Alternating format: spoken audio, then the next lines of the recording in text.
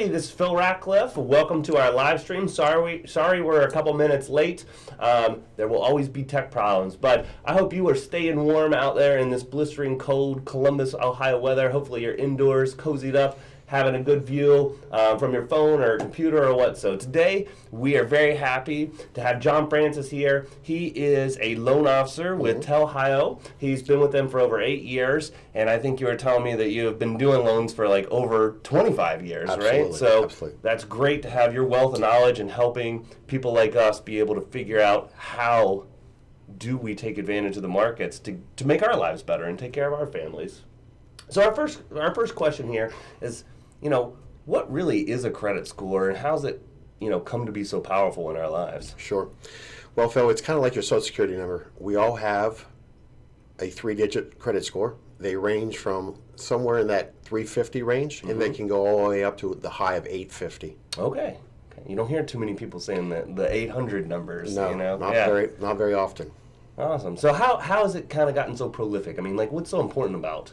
Well, the higher your credit score, the better your rate's going to be. Everything is afflicted in reference to the decisions the underwriters make are all going to be dictated off of your credit score. So if you're in a certain range of 500 to 600, your credit score is going to reflect you having a higher score. So, having a higher interest rate. Sure. So with that higher interest rate, your payment's going to be higher. Okay. So, the lenders don't know who you are and that you're a good person. So there has to be some kind of system for them to be able to make a rational decision on whether you're going to pay back or not, right? Exactly. And the lower risk that they perceive that you won't be able to pay them back, the more interest they're going to charge you, because when it averages out from the people that didn't pay them, they still made the same thing. Absolutely, right? Absolutely. Okay. So you already kind of told us a little bit about the range of scores. So, maybe let's state that one more time, and then what's a good one? Because people say, what's a good credit score? The credit scoring can go as low as 350. I've never heard that number. Yeah. Well, we don't either. Not too often. And it can go as high as 850 if you're perfect. Okay. These days, in 2016, a good credit score is anything above 700. Okay. So once you get above 700, you're going to get pretty good offers. Yes, absolutely. And then 800, what somebody told me one time, it's like once you go above 700, maybe an 80 or something, it's not really going to matter. Yeah, usually above 740 is the same way. Okay. Once you get above 740, not much changes when it comes to rates. Okay. And they see all those people as good people. Absolutely. Even if you're not totally perfect. Correct. All right. So I think this was an interesting question because you were sharing with me earlier. What are the different components that make up the credit score? Because I think all of us know that we have one, but we're not really sure what composes it. Absolutely. There's 5 components that are based off of your credit score. One of it is your payment history, how you pay, whether you have 30 days, whether you don't have 30 days. Your oldest credit score, or your old credit line. So when you open the first account. Yeah. So if you have a credit card back when, as soon as you got out of high school, always keep that one open. Sure. Because the length of your credit history always affects your score. So if you were to close that one, it would be a shorter credit history. Exactly. Yeah. Exactly. Also, your new credit. So the credit scoring does not want you to have a bunch of new credit. So if you're applying for a lot of stuff, it may mean that you need money too much. Yes, right? exactly. Yeah. It means that your score is going to go down. Okay. So every time you have your credit pulled, it could easily go down 5 points. Okay. So what do they say? You shouldn't apply for more than 1 to 2 per year or yes, something exactly. Like that, right? And then sometimes when some folks go out and have 10 or 12 in a year and they want to know why their score dipped down 50s. They get their Best Buy, they get their Lazarus card, or I don't even know if Lazarus is still a store anymore. Right, exactly. But they get all these different ones, and that doesn't look good. Exactly. Yeah. Okay. But one of the most important components of the credit score is available credit. Okay. So in that available credit, that would be all revolving credit. Okay. So if you have a $1,000 credit card high on that card, we would prefer you to try to stay below 30% of that card to get your best results. So if someone owes $900 on that same $1,000 credit card high, they owe 90% of that card. Sure. And it's going to affect their score negatively. I guess that may be a good predictor of a lender, how disciplined someone is. Absolutely. So it's like you have this, you could spend it, but you don't, so you probably have better self-control. Absolutely. Yeah. Absolutely. Okay, awesome. So is that all the different components? Do we go through them all? Yes. I'm not. Okay. Yes, all we right. did. So give us an outline of how someone with no credit Sure. would establish credit. What's a good Well, thing to do? if you have loving parents, they can always help co-sign for you. Okay. By co-signing, of course, they're helping take on that responsibility of the debt. And if that's not an option, a lot of the banks and the credit unions, especially at Telhio Credit Union, we have Sure. the ability to do a secured credit card. Okay. Meaning that if you come in and bring in $300, $500 and securitize that, we'll give you a credit card that you can use up to that amount that you bring in. Okay. Then you can establish that for somewhere between 10 and 12 months and then be eligible for an actual credit card going Sure. forward after that. Yeah. So, and then, obviously banks like to loan more on things that are secured, just like you mentioned. You Correct. bring in cash, you have a credit card.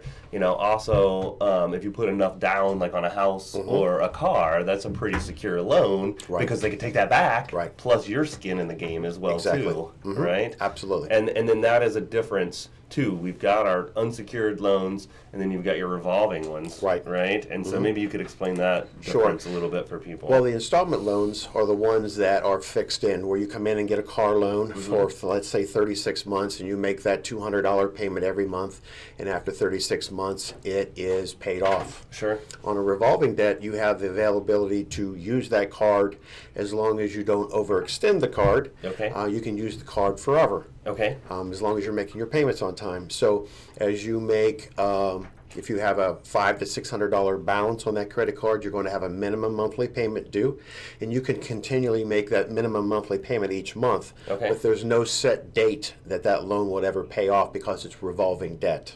Sure. So you are basically proving that you can consistently pay off your debts, which helps lenders in the future see that Correct. you're a trustworthy person to borrow. Absolutely. And most lenders are looking for 3 open lines of credit to be able to, if you're in the market to buy a home. Sure. They're looking for a car loan, a couple credit cards, something that you've proved yourself Sure. credit worthy. Sure.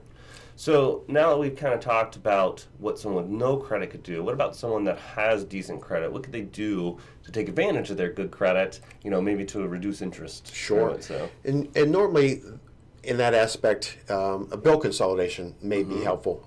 Lines of credit off their home if they have the equity in their home. Okay. Lots of times the credit cards may be somewhere between 14 to 29%. Yes. By reducing that into one loan, most lines of credit these days are somewhere in that 4.5% to 5% range. Okay. And the reduction in the interest rate would be a great monthly savings for them. Absolutely, absolutely. Now, I have to kind of put my 2 cents in there to you from a financial planning perspective. So obviously, from a mathematical perspective, lowering interest and getting things paid off faster is awesome, and it's absolutely the right thing to do. But on the flip side of things, we see that a lot of times this doesn't address the behavioral problem that created the debt in the first place. And so if you have built up credit cards before just flipping those over to a secured loan that will reduce the interest rate, you need to make sure that that's not going to happen again. Right. And just run up the credit cards, because we will find statistically this happens in a high proportion of things. So from a financial planning perspective, make sure you get on some kind of budget. Hire a financial planner or financial coach to make sure that you doing that and consolidating and lowering that interest is going to put you in a better situation, not that debt plus running the credit cards back Correct. up and having 2 together. So, man, that's some great information. Do you have any last tips that you just like to put out there that you see that can help people maybe get a mortgage or even help with their credit at all? Sure. Well, one of the things that you just brought up, Phil, was that when we consolidate those cards, there are times that the credit companies, the underwriters, will actually require you to pay those cards off because of the debt to income. So if you Sure.